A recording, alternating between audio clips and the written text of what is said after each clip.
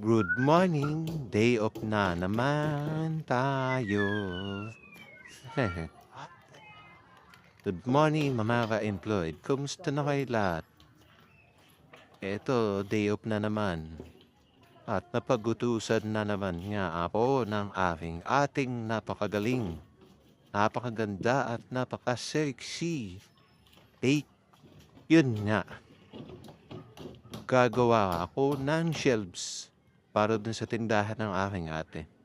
So, napagutusan na naman nga ako gumawa ng napakaganda, napakatibay na, napaka-modern at kakaibang shelves.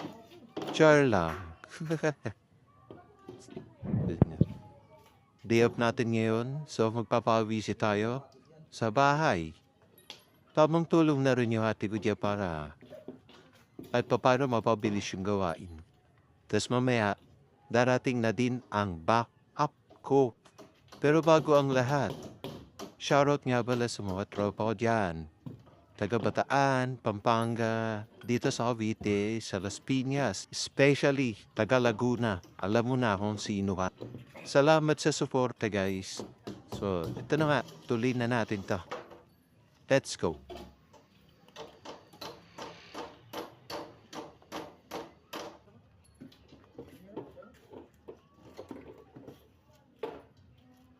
At yun, dumating na nga si Pilay.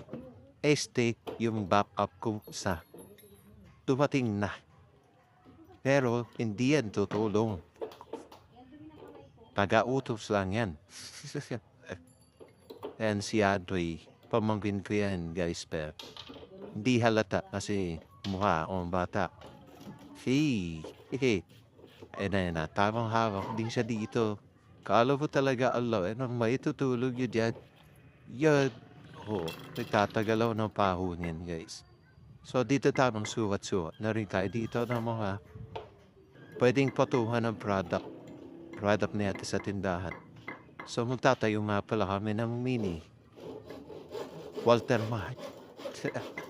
Joke lang. So ayan, tamang lagari lang. So may mga dumadaan. Ayan, nasa kalsada eh. So, yun, dumating na nga.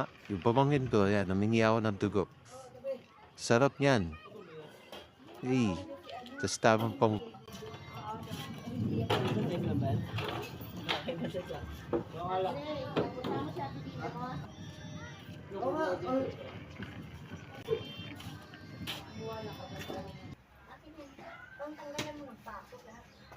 So yan, tapos naman gawin yung kay ate. So yung akin naman. Nagbabalak nga pala ako. Gumawa niya ng walungan guys na sisiw or manok. 45 days. Bala ko mag-alaga ng 45 days guys. So tamang tanggal muna ako ng pako dyan. Nire-ready ko lang yung mga dapat kong gamitin para sa mga pag-aalaga ng manok. So soon guys, papakita ko sa inyo.